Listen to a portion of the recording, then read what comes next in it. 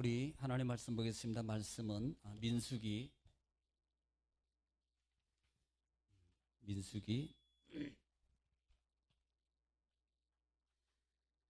3장 1절부터 13절 말씀까지 1절부터 13절 말씀까지 다 같이 합독합니다. 시작. 여호와께서 시내산에서 모세와 말씀하실 때 아론과 모세가 낳은 자는 이러하니라. 아론의 아들들의 이름은 이러하니 장자는 나답이요 다음은 아비후와 엘르아살과 이다말이니 이는 아론의 아들들의 이름이며 그들은 기름 부음을 받고 거룩하게 구별되어 제사장 직분을 위임받은 제사장들이라. 나답과 아비후는 시내 광야에서 여호와 앞에 다른 불을 들이다가 여호와 앞에서 죽어 자식이 없었으며 엘르아살과 이다말이 그의 아버지 아론 앞에서 제사장의 직분을 행하였더라. 여호와께서 또 모세에게 말씀하여 이르시되 레위 지파는 나아가 제사장 아론 앞에 서서 그에게 시종하게 하라. 그들이 회막 앞에서 아론의 직무와 온 회중의 직무를 위하여 회막에서 시무하되 곧 회막의 모든 기구를 맡아 지키며 이스라엘 자손의 직무를 위하여 성막에서 시무할지니 너는 레위인을 아론과 그의 아들들에게 맡기라. 그들은 이스라엘 자손 중에서 아론에게 온전히 맡겨진 자들이니라.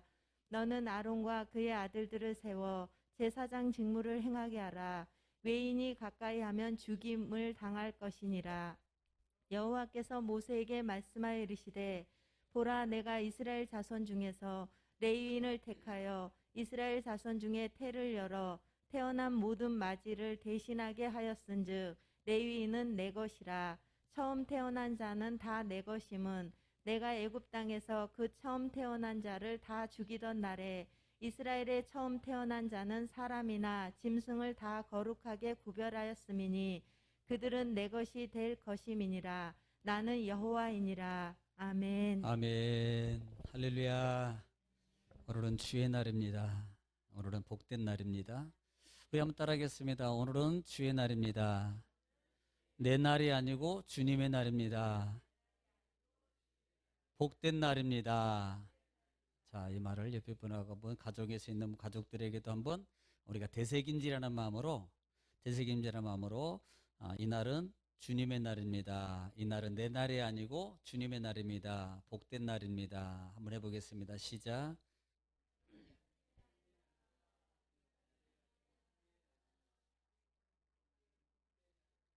예, 이 날은 내 날이 아니고 복된 날입니다. 주님의 날입니다. 주님께서 안식하셨다 그랬습니다. 주님은 쉬심입니다. 모든 것을 다 마치신 거예요. 누구를 위해서? 우리를 위해서. 그래서 우리가 6일 동안 하나님의 은혜 주신 그 터전 속에서 마음껏 살다가 그렇게 만들어주신 은혜, 우리를 이렇게 터전 속에서 생육하고 번성하며 땅에서 충만함으로 누릴 수 있는 은혜 주시면 너무나도 감사해서 그렇게 만들어주신 그날, 주님이 마치신 날을 너무 감사해서 이 날을 주님께 드리는 날이다.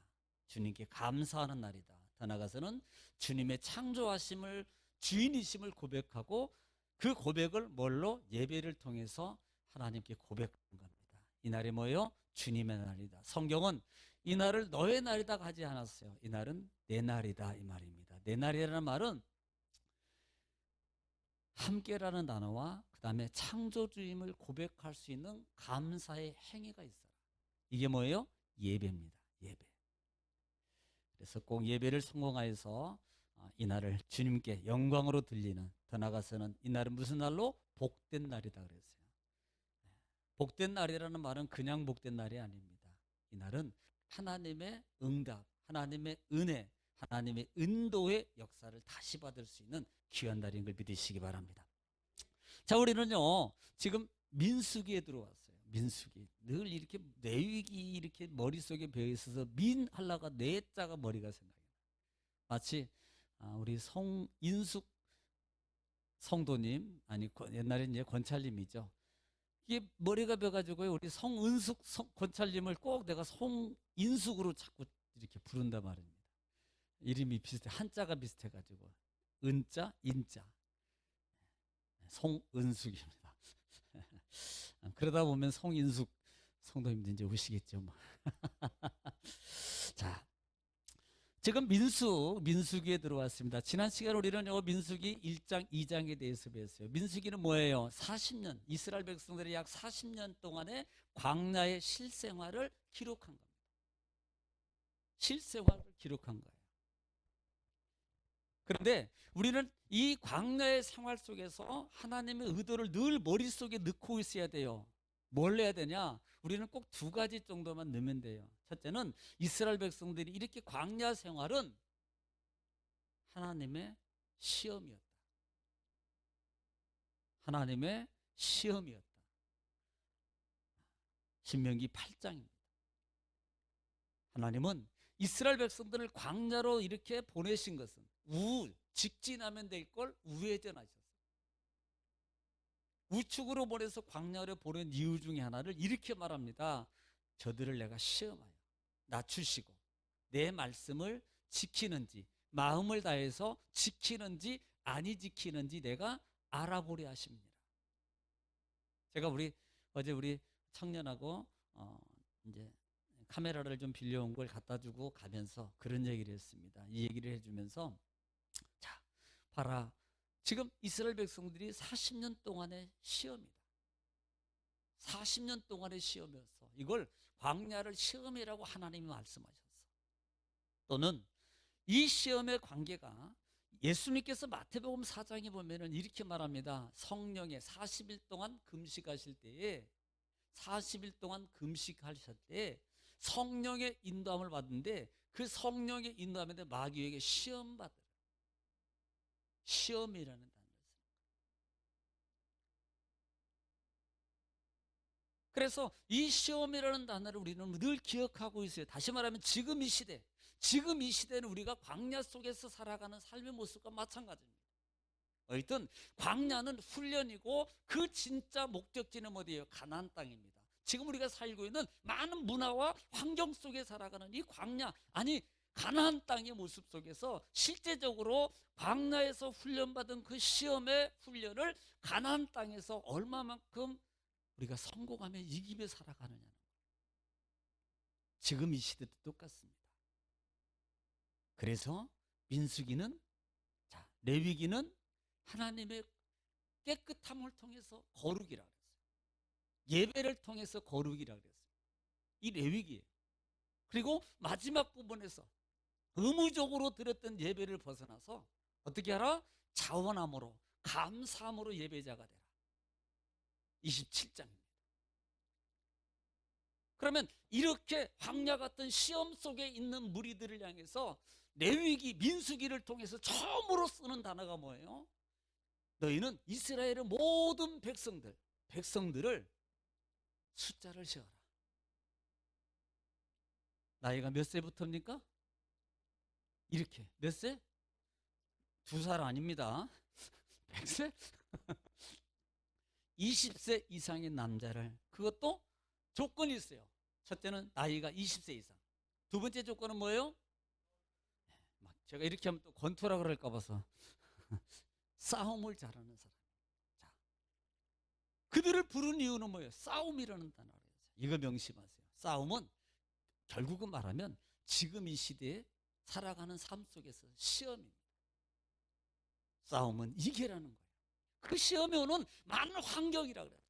여러분, 광야의 이스라엘 백성들의 싸움의 대상은요, 물론 가나안 땅에서 들어가서 있겠지만 실제적으로 광야든 가나안이든 실제적인 싸움은 어디에 있었습니까?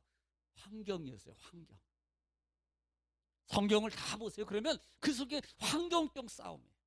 지금도 마찬가지입니다. 지금도 우리가 살아가면서 얼마나 우리는 나 자신과 환경 속에서 많은 싸움을 써야 돼요. 해야 되나? 말해야 되나? 가야 되나?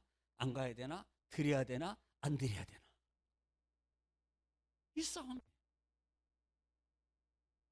이 싸움에서요, 하나님 뭐 하신다? 테스트라고 했어요. 하나님은 테스트. 그래서 민수기를 통해서 40년 광야 세관을 보면서 우리가 늘 기억해야 될 것이 바로 싸움이구나. 그럼 뭐예요? 싸움에서 이겨라. 결국은 싸움에서 진 자는 민수기의 싸움의 결과 속에서 진 자는 뭐라고 표현해? 멸망이라는 단어. 또 중요한 것은 나중에 가면서 이야기하겠습니다만 전체적인 것은 싸움에서 지니까 가나안을 못 받는다. 가나안 땅 못 들어간다가 결론이에요. 그게. 싸움에서 진 자는 가나안 땅을 못 들어가요. 약속을 못 받는다 이 말이에요. 약속. 여러분 전체적인 것을 우리가 조금 알고 이것을 베이스로 깔아서 가지고 있어야만이 지금 이 시대에 우리가 성경을 적용하고 하나님의 의도가 무엇인가를 알아서 부단히 우리는 죽을 때까지 싸워요. 할렐루야. 자, 그렇기 때문에 민수기 1장 2장에서는 특별히 민수기는 뭐예요? 민수기는 제목이 뭐라 그랬습니까? 제가 우리 영상 방송할 때 보니까 미드바르? 원래 그 말 맞아요. 그건 원어 말이고 그 뜻이 뭐냐? 광야에서라는 광야에서. 그러면요 이렇게 하나님께서 지금 1장 2장에서 계수를 하고 싸움이 가능한 그것도 조건 속에서 그런 사람을 여러분 숫자를 세어라. 그리고 난 다음에 결국은요 그것이 우리 속에서 주는 게 뭐예요? 영적 싸움이라고 했습니다. 영적 싸움입니다. 자, 민수기는 어렵지 않아요. 우리가요 이제 보통 이제 PPT에서 띄우겠습니다만은 이렇게 보면은요 그 띄우는 거 보면은 지금 이 대진표 같은 경우를 보면 우리가 이게 민수기예요. 이 자체가 이렇게 움직이는 겁니다. 1장 2장에서 계수해요. 계수합니다. 숫자를 세요. 각 지파마다 대장을 세우고 지휘관을 세우고 각 지파마다 그 다음에 20세 이상 싸울 만한 자들을 선택해라. 그러면 각 진영마다 위치별로 이렇게 세워지는 겁니다. 지금 이게 민수기예요. 이게 민수기예요. 이 지형이 계속해서 쭉 이어져 가는 겁니다. 이어져 가는 거예요. 그래서 지난 시간에 아마 여기까지 우리가 봤을 겁니다. 자, 그러면 우리가 지금 이제 3장에 들어오면은 좀 달라지는 게 있어요. 이게 하나만 있는 건 아니고요. 3장에 들어오면 보통 지금 아까 그 모형 그대로입니다. 그런데 지금 숫자를 기록해 놓은 거예요. 지금 게르손 자손이 몇 명이고 유다 자손이 7,400 이사갈. 그런데요 우리가 여기서 총칭적으로 볼 수 있는 부분을 우리가 레위기를 통해서 보면은 지금 숫자를 보면은요 자 1,500 일시 100 천만 10만 15만 7,600명 어디가 단 아셀 납달리 지파예요. 북쪽입니다. 그 다음에 게르손 자손 쪽에는 총 10만 8,100명입니다. 이게 숫자를 센 거예요. 또 하나는 남쪽 위치하고 있는 고핫 자손 루벤, 시몬, 가십니다. 나중에 보면 이들이 이제 성전의 일을 많이 맡아오게 되죠. 그런데 총 인원수가 보니까 15만 1,450명이고 또 하나 보면 모세 아론 대제사장을 더불어서 유다 지파, 유다, 이사갈, 스불론입니다. 그런데 인원수가 18만 6,400명이에요. 자, 여기서 볼 수 있는 게 가장 숫자가 많은 지파가 어디 쪽입니까? 예? 예. 유다 지파 쪽이에요. 저쪽 지금 예를 들어서요. 에브라임 지파, 게르손 자손 쪽에 있는 레위 자손에 있는 에브라임 문하세 베냐민 지파 보면 거의 뭐예요? 2배가 된다 이 말이에요. 2배. 여기에 비하면 여기가 2배입니다. 그래서 이 부분은 나중에 말씀을 드리겠습니다. 기억하고 계시고 숫자는 그냥 언제 우리가 숫자 다 몇 명을 외울 필요 없어요. 없고 그냥 요 정도 이 숫자는 이쪽에 있는 동쪽 이쪽이 지금 동쪽이거든요. 성막이 여기에 있고 그 다음에 성막의 입구 동쪽 입구 쪽으로 유다 지파가 지금 진을 치고 있다. 그리고 가장 많은 숫자가 진행 방향은 어느 쪽이다? 이쪽 방향이다. 여기가 맨 앞쪽이에요. 요 정도만 기억하시면 됩니다. 이 정도만. 또 하나는 지난주 2장 부분에서 말씀드렸던 것은 지금 레위 자손들이요. 여기에 보면은 자 지금 보면은 레위 자손입니다. 고핫 자손 중에서 레위 자손 중에서 첫 번째 나오는 게 고핫입니다. 원래는 게르손이 원래 장자입니다. 네, 게르손이 장자예요. 그런데 장자를 먼저에 두지 않아요. 뭐 하나님 마음대로지요. 선택하신. 그런데 남쪽에 고핫 자손, 이 고핫, 게르손, 무라리는 레위의 아들들입니다. 레위 자손이니까 레위 자손이니까 그런가 보다 이렇게 아니고 레위의 아들들. 이걸 레위 지파 이렇게 말해요. 레위의 아들들은 게르손, 고핫, 무라리. 그런데 이들의 진영의 위치를 보면은요, 어디입니까? 성전하고 가장 가까이 쪽에 붙어 있어요. 아니, 동쪽에 맨 앞쪽에만 그냥 레위 지파 두고 그 다음에 뭐 사개 지파 나눠서 그렇게 둬도 되지요. 그런데 하나님이 성경에 우리는 분명히 2장에서 그들을 이렇게 둔 이유를 분명히 말씀하셨어요. 혹시 기억나시는 분? 죄송합니다. 혹시 기억나시는 분? 영상 보신 분? 자냐, 먹고 살기도 바쁘 죽겠는데 요즘에 뭐 코로나 때문에 많이 안 움직이잖아요. 그러면 좀 한 번 볼 거 두 번 봐야 되는 거 아니에요? 그래서 한번 저만 보죠. 그 이유는 이들의 보호하기 위해서요. 각 지파별로 보호하기 위해서. 성경에 지파들이 죄 짓지 않고, 왜냐하면 이 성막을 중심으로 해서 문제가 생기거든. 또 하나 의미는 성막을 가장 먼저 지키는 자손입니다. 레위 자손. 앞쪽에는 여기는 대제사장. 자, 제사장과 대제사장이 있다 그랬어요. 모세와 아론은 대제사장입니다. 그래서 성전 동쪽에 위치해요. 맨 앞쪽에, 정문 쪽에. 그리고 나머지 레위 자손들이 3쪽을 나누고, 그 다음에 각 12지파가 지금 이게 3개, 동, 서, 남, 북 세 지파씩에서 위치를 정해 주셨어요. 또 하나 원칙. 이들은요, 가나안 땅에 들어가서도 이 위치는 변하지 않아요. 바꾸면 안 됩니다. 야, 내가 프리미엄 줄게. 내가 100억 줄게. 네 자리하고 내 자리 바꾸자. 바꾸실 분? 나는 바꿔. 100억 준다는데 100억 준다는데 100억이 뭐 작은 돈이에요? 여기 한 3억만 준다 그래도 바꾸실 분은 여기는 없어요. 여기는 없어요. 다른 데는 있을지 모르지만 원칙이 있습니다. 기억하세요. 절대 못 바꾼다. 꼭 기억하세요. 이 말을 나중에 말씀드리겠습니다만은 이게 사명이에요. 자기 사명의 위치, 하나님이 정해주신 사명의 위치는 절대 바꾸면 안 된다. 할렐루야. 명심하세요. 하나님이 주신 부르심의 직분입니다. 이것은 내 나름대로 야, 내가 할게 아니에요.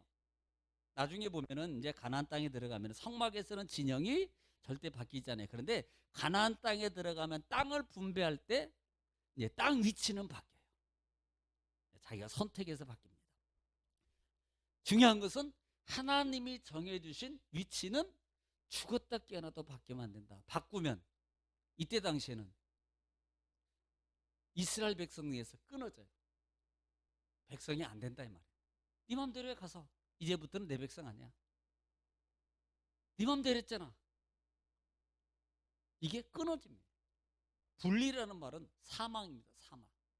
사망은 숨이 죽어서 사망도 사망입니다만은 진짜 사망은 버림입니다.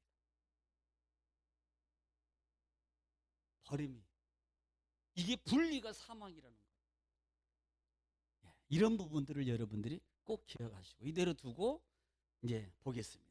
보면은 지금 3, 4장 부분은요, 이 그림을 보면서 잘 보시면 돼요. 3, 4장은 1절부터 보면은 4절까지 내용들에 보면은 이 대제사장 아들들에 관한 겁니다. 대제사장 아들들에, 우리는 1절부터 오늘 13절까지 다 읽었어요. 그런데 이 대제사장에 관한, 대제사장과 대제사장 아론에 관한 얘기를 하면서 이 부분은 어떻게, 우리는 이미 출애굽기 10장에서 누가 죽어요? 나, 또, 옛날이요. 그러면 안 됩니다. 기억이 안 난다고. 나답과 아비후가 죽어요. 혹시 여러분 아론의 아들은 몇 명입니까? 어떻게 하셨어요? 4명이 있는데 2명이 먼저 죽어요. 자, 누가 죽었어요? 제가 지금 물어보고처럼 답을 꼭 물어본다 그랬죠. 나답과 아비후가 죽어요.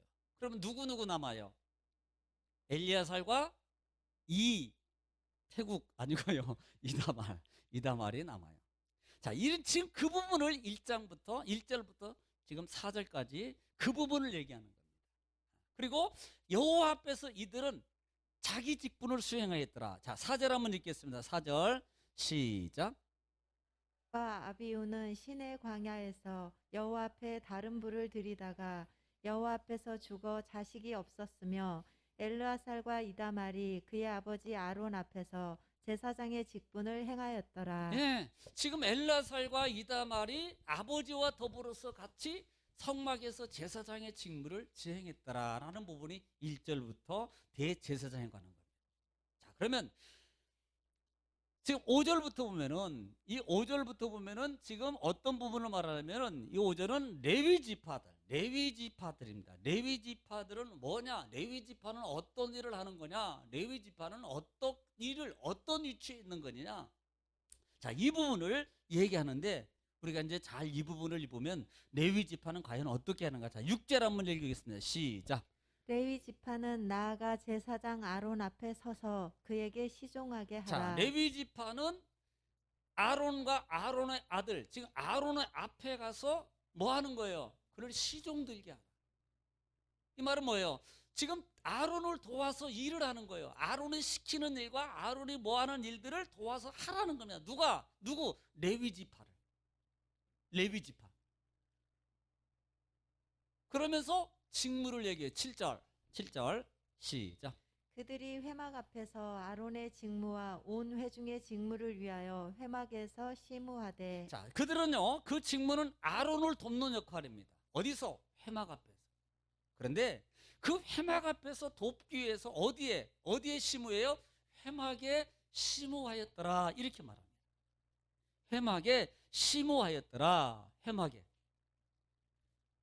그러면 회막에서 어떤 일을 하느냐? 8절에 곧 회막의 모든 기구를 맡아 지키며 이스라엘 자손의 직무를 위하여 성막에서 시무할지니. 자, 지금 시무라는 단어를 7절에도 보면은 회막 앞에서 아론의 직무와 온 회중의 직무를 위하여 그랬어요.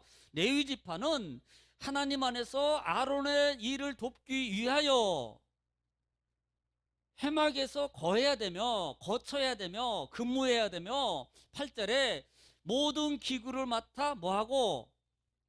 지키며. 보고 있기만 하면 돼요. 말할 수 있는 분은. 기구를 맡아 뭐하며? 네, 4명만 말하시네. 이스라엘 자손의 직무를 위하여 뭐예요? 성막에서 뭐하라? 시무하라 그랬어요. 시무하라. 이 부분을 9장에서 하나님은 이렇게 말합니다. 뭐라고 말하냐면 시작. 너는 레위인을 아론과 그의 아들들에게 맡기라. 그들은 이스라엘 자손 중에서 아론에게 온전히 맡겨진 자들이니라. 이렇게 말합니다. 레위인들은 하나님의 성묵에서 근무해야 돼요. 뭐 하기 위해서? 성막에 있는 모든 일을 돕기 위해서. 또 하나는 그것들을 지키기 위해서. 그런데 9절에 보면은 이렇게 말합니다. 9절에는 아론과 그의 아들들에게 레위인들을 뭐하라? 맡겨라, 이렇게 말해요. 이 말은 관장하는 거예요. 그들을 관장한다, 이 말입니다. 그들을 관장하는 거예요. 그런데 11절 이제 자, 그러면 이렇게 돕는 일을 맡게 한다, 이 말입니다. 그래서 이 부분에 대해서 12절 같은 경우도 보면은 12절 한번 읽어볼게요. 12절. 보라, 내가 이스라엘 자손 중에서 레위인을 택하여 이스라엘 자손 중에 태를 열어 태어난 모든 맞이를 대신하게 하였은즉 예. 레위인은 내 것이라. 자, 레위인은 내 것이니라. 구별이 되는 거예요. 그런데 보면 12절에 보면은 레위인을 택하여라고 그랬습니다. 택하여는 라카스라는 단어를 써요. 라카흐라는 단어를 쓰는데 취하다. 또 하나는 따라합시다. 아내로 삼다.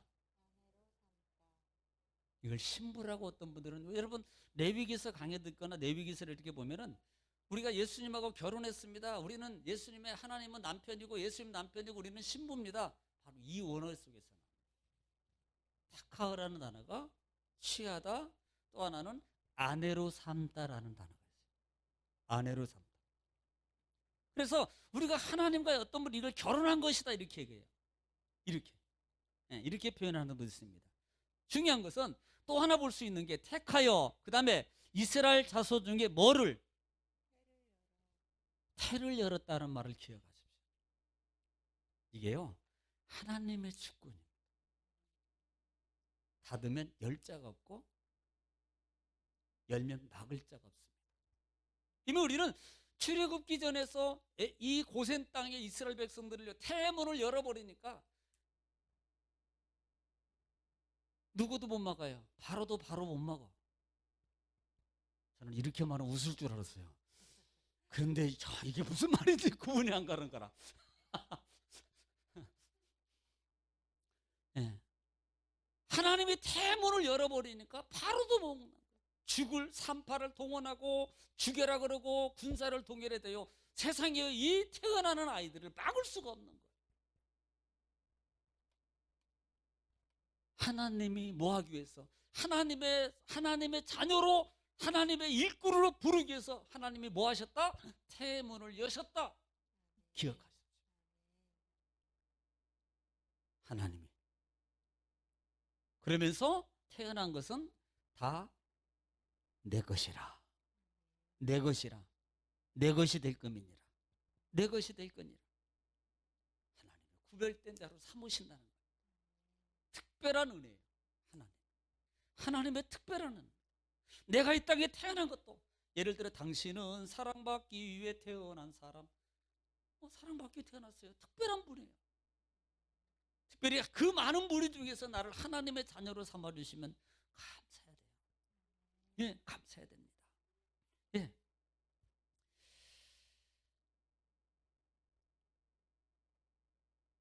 그래서 13절 말씀에 그렇게 보충하고 있는 거예요. 사람이나 짐승이나 다 거룩하고 구별하였으니 그들은 다 내 것인 것입니다.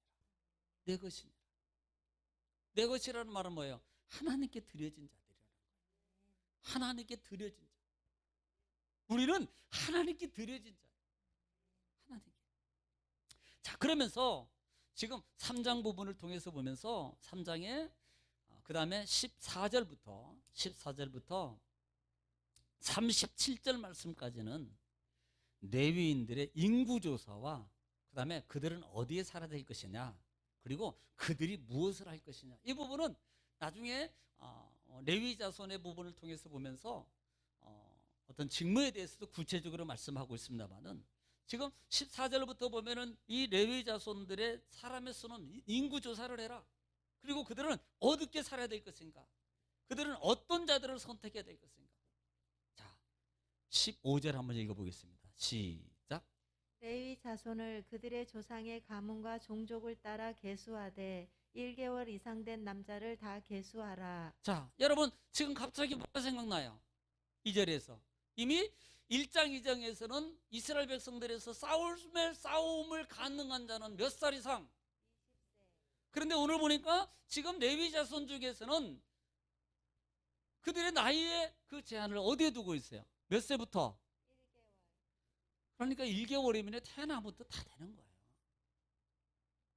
레위 자손 중에 태어난 이 모든 어린아이부터 모든 자들의 수를 다 쉬어라. 지금 이 말이거든요. 이스라엘 백성들의 싸움에 관한 자는 20세 이상인 남자만 선택했습니다. 그것도 나이가 많은 싸움이 가능한 자예요. 능한 자, 할 수 있는 자. 그 중에도 싸움에 능하지 못하면 선택이 안 됩니다. 그런데 여기는 그 조건이 아니고요. 무조건 태어나면 레위 자손 중에 태어난 모든 사람은 다 쉬어. 지금 이걸 말하고 있는 거예요.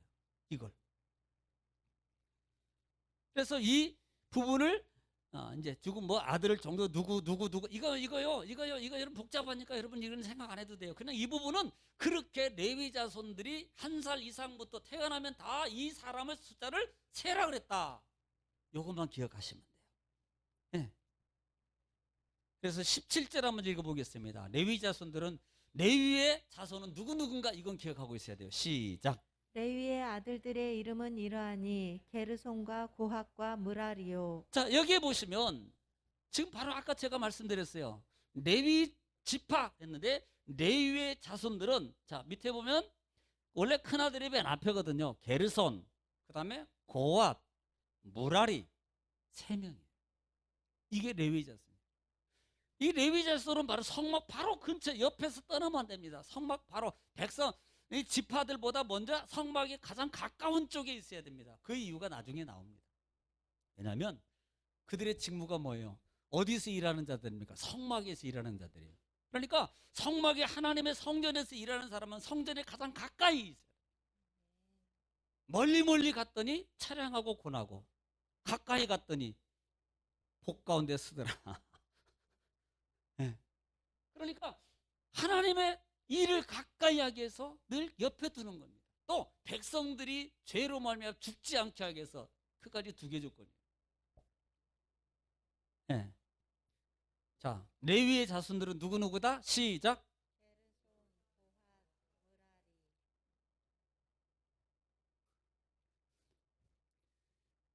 자, 그러면요.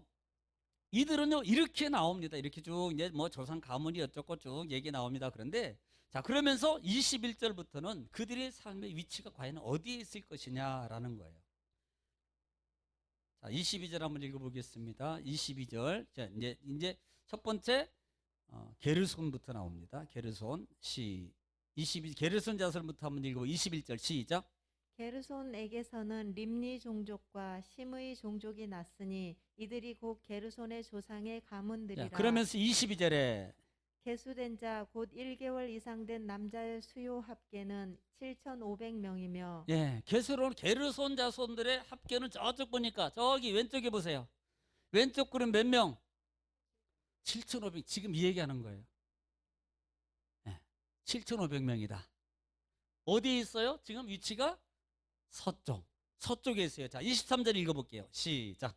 게르손 종족들은 성막 뒤 곧 서쪽에 진을 자, 칠 어디에 것이요. 있어요? 지금 보세요. 서쪽에 성막의 서쪽에 진을 쳐라. 거기 위치해 있어요. 네. 그리고 그들이 하는 일은 뭐냐? 25절 보겠습니다. 25절 시작.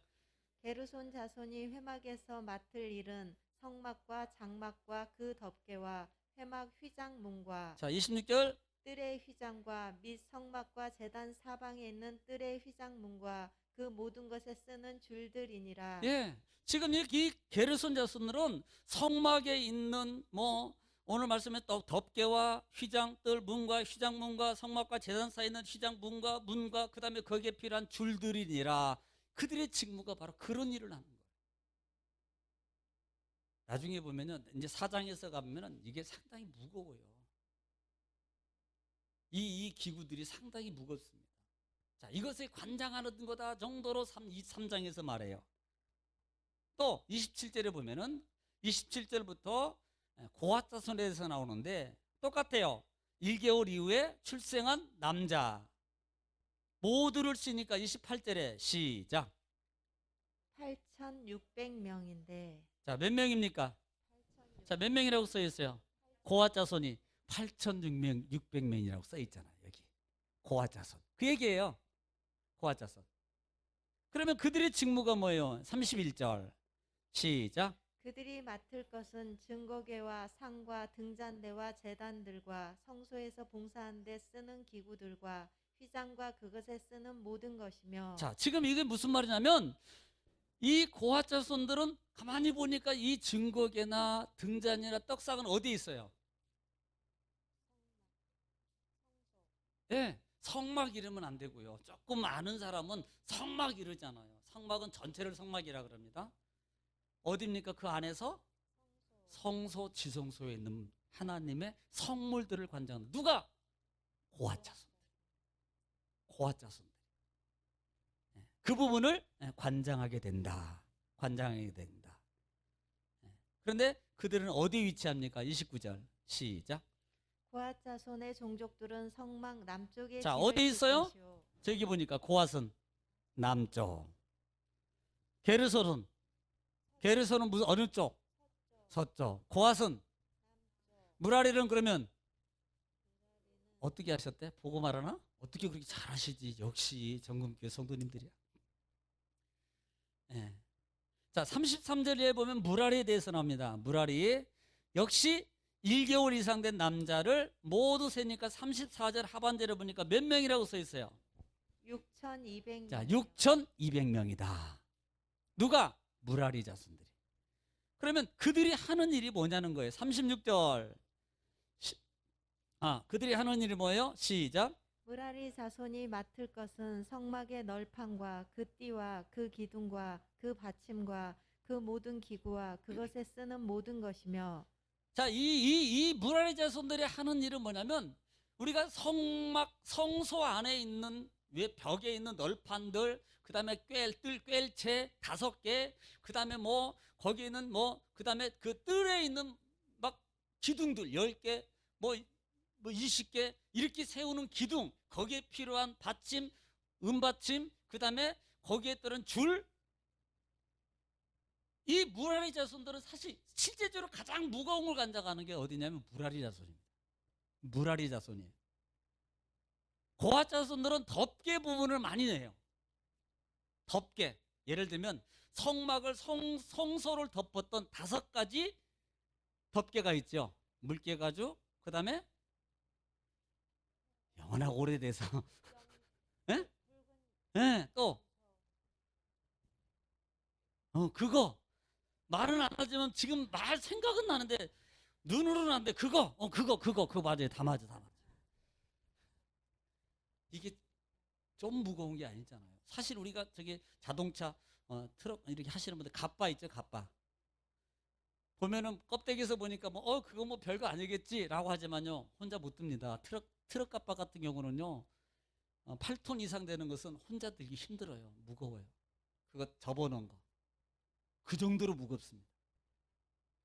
우리가 갑바라 그러는데 이게 일본 말 같은데 덮개. PVC 덮개거든요. 엄청 무거워요. 그래서 실제적으로 가장 무거운 그 짐을 관장하는 게 무라리 자손입니다. 그 다음이 어디예요? 게르손. 그 다음에 성막 동쪽에 보면 38절에 보면은 성막 동쪽에 한번 38절 읽겠습니다. 시작. 성막 앞 동쪽 곧 회막 앞 해돋는 쪽에는 모세와 아론과 아론의 아들들이 진을 치고 이스라엘 자손의 직무를 위하여 성소의 직무를 수행할 것이며 외인이 가까이 하면 죽일지니라. 아멘. 지금 이 말은 여기 말하는 거예요. 앞쪽에 대지수상에 모세와 아론들이 거기에서 성막의 성소의 일을 하는 겁니다. 이 말은 전체적인 것을 관장해요. 전체적인 것을. 그리고 가까이 하는 자는 죽어요. 그만큼 거룩함. 그만큼. 자, 그러면서 이제 40절로부터 51절까지 내용은 어떤 내용이냐면 여기에는 숫자입니다. 숫자, 1000개의 숫자를 보는데 어떤 숫자를 말하냐면 레위인들, 하나님이 너희가 총 예를 들어서 레위인들의 그 수를 다 세어봐라. 그러니까 총 몇 명이 나왔냐면 지금 1개월 이스라엘 백성들의 처음 난 자를 세는 겁니다. 너희는 이스라엘의 처음 난 태생의 모든 레위인들을 다 세라. 그러니까 총 몇 명이 나오냐면 43절 한번 읽을게요. 43절 시작.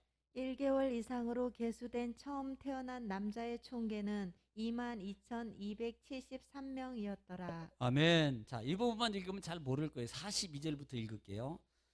자, 41절부터 시작. 나는 여호와라. 이스라엘 자손 중 모든 처음 태어난 자 대신에 네. 레위인을 내게 돌리고 또 이스라엘 자손의 가축 중 모든 처음 태어난 것 대신에 레위인의 가축을 내게 돌리라. 42절. 모세가 여호와께서 자기에게 명령하신 대로 이스라엘 자손 중 모든 처음 태어난 자를 계수하니. 자, 모든 처음 단단을 계수했더니 총 43절에 몇 명이더라? 총계는 22,273명이었더라. 22,000 몇이요? 273. 73명입니다. 22,073명이에요. 자, 그런데 그 아론의 자손, 대제사장 아론의 자손하고요. 지금 이 숫자만 조금 비교해 줄게요. 자, 39절 한번 읽어볼게요. 지금 38절부터는 아론의 자손인데 직무수행이잖아요. 39절에 몇 명인가 보세요. 39절 모세와 시작. 모세와 아론이 여호와의 명령을 따라 레위인을 각 종족대로 계수한즉 1개월 이상 된 남자는 모두 22,000명이었더라. 몇 명이에요? 22,000명. 이스라엘의 처음 난 자는 몇 명입니까? 22,273명. 자, 그러면 몇 명 차이가 나요? 몇 명? 아이고, 잘하시네. 다른 데 가면요, 막 볼펜 가지고 막 계산하고 있어. 플러스 마이너스 이렇게 내리고 빼고 내리고 빼고. 그래가지고 예배 끝날 때까지 답이 안 나와. 근데 우리는 바로 나오네. 몇 명 차예요? 273명입니다. 누가 많아요? 레위인이 많아요? 이스라엘 처음 난 자가 많아요? 아론의 자손이 많아요? 레위인들이 많아요? 예. 지금 이스라엘의 처음 난 자가 273명이 더 많은 거예요. 누구보다? 대제사장 계열보다. 아론과 그 아들과 대제사장 그 자녀 수보다 273명이 더 많아요. 그러니까 이게요, 문제가 생기네요. 그래서 하나님은 너희가 숫자가 많아? 그러면 이 많은 숫자만큼인데 한 명당 보통 이제 레위인들은 분깃이 없어요. 분깃이 없기 때문에 지금 이 부분 이렇게 얘기하는 거죠. 쉽게 얘기해 주는 거예요. 273명 차이 난 만큼 그 숫자를 나눠서 그 나눈 숫자를 가지고, 그러니까 273 나누기 5는 곱하기 5는 5세겔씩 한 사람당 5세겔씩 더해서 아론의 자손들에게 줘라. 그러니까 273 곱하기 5는 이건 좀 어렵겠지? 예? 오우, 야, 대단하다. 1365예요. 1365세계를 아론의 후손들, 아론과 아론의 아들들에게 줘라. 이렇게. 지금 그 얘기한 거예요. 어려운 게 아니고 2200명하고 차이 나는 게 273명이다. 그런데 아론과 아론의 제사장들은 분깃이 없어. 이분들은 숫자도 세지 마. 이렇잖아요. 그런데 그래서 이들에게 너희가 많은 만큼, 왜? 레위인은 이스라엘 백성들로 말하면 뭐예요? 분깃을 받잖아요. 그 분깃을 받은 것 중에서 너희가 더 많으니까, 그 많이 받으니까 이 많은 만큼은 누구한테? 아론과 아론의 제사 아들들에게 5세겔씩 더해서 줘라. 그 5을 다 전체적으로 계산하니까 1300 몇이에요? 65세겔을 아론과 아론의 아들들에게 줘라. 지금 이 얘기입니다. 어려운 게 아니고 너무 막 계산하니까 막 성경 보면 이게 뭐야 이럴 것 같은데 이게 아니더라.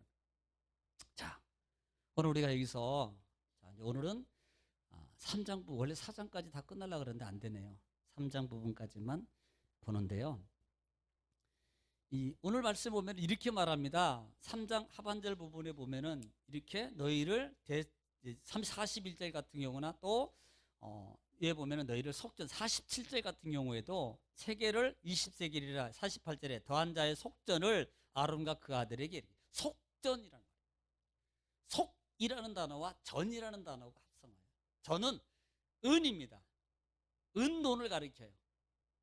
속이라는 말은 파두이라는 단어를 쓰는데 이건 파다에서 왔어요. 파다인데 이 파다라는 말은 몸값을 지불하고 자유롭게 하다. 자유롭게 되다. 속량이라는 단어. 속량이라는 단어예요. 그러니까 전이라는 말은 케세프라는 단어를 쓰는데 은이나 은으로 된 돈이라는 말입니다.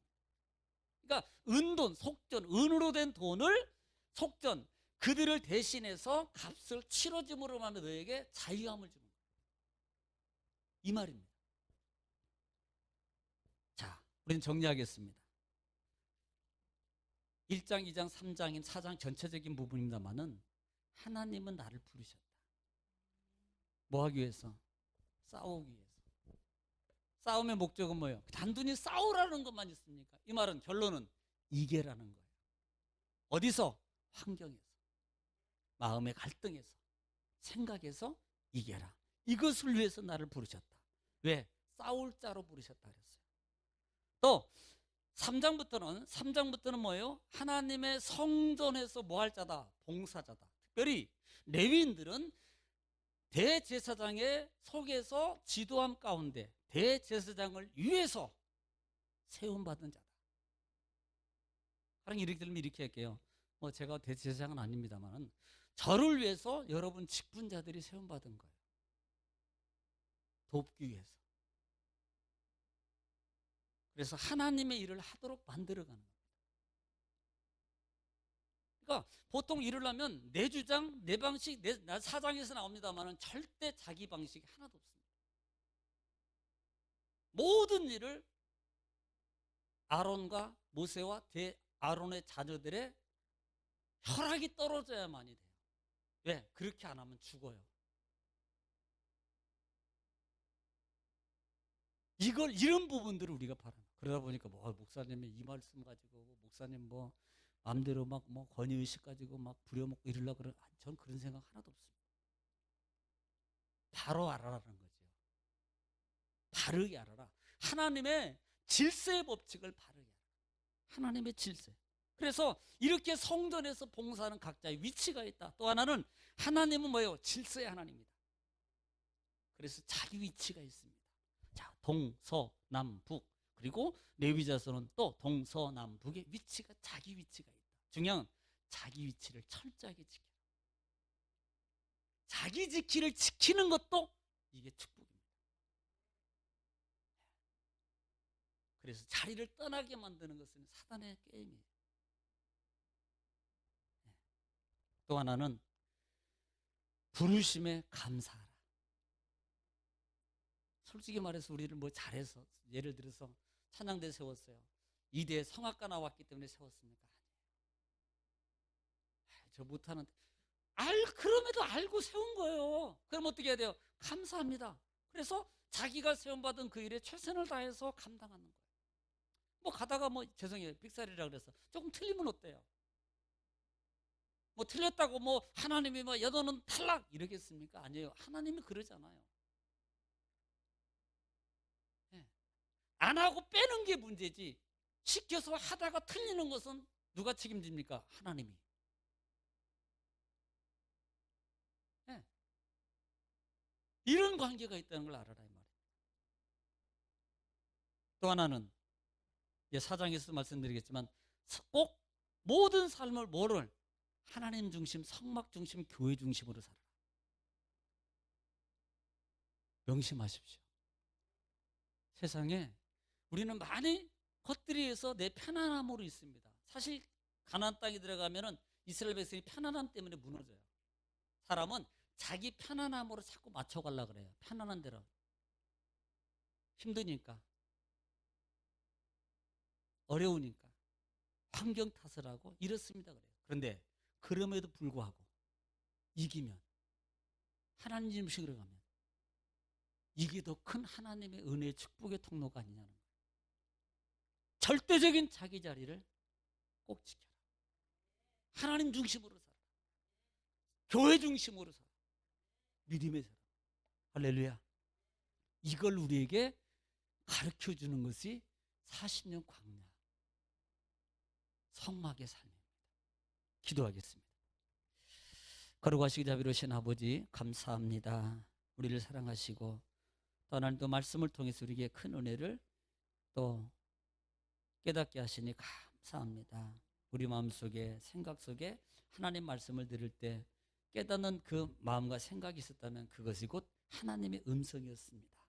주여, 우리가 그 음성 따라서 승리하며 가는 하나님 믿음의 군사가 되게 하옵소서. 그 승리자에게 계시록 7교회를 통해서 주시는 이기는 자에게 주시는 놀라운 하나님의 약속과 축복이 넘쳐나게 하옵소서. 건강이 넘쳐나고 물질이 넘쳐나고 행복이 넘쳐나고 기쁨이 넘쳐나고 감사가 넘쳐나는 형통한 역사가 넘쳐나는 태문이 열어지는 하나님의 놀라운 축복 역사가 넘쳐나게 하옵소서. 예수님의 이름으로 기도 올립나이다. 아멘.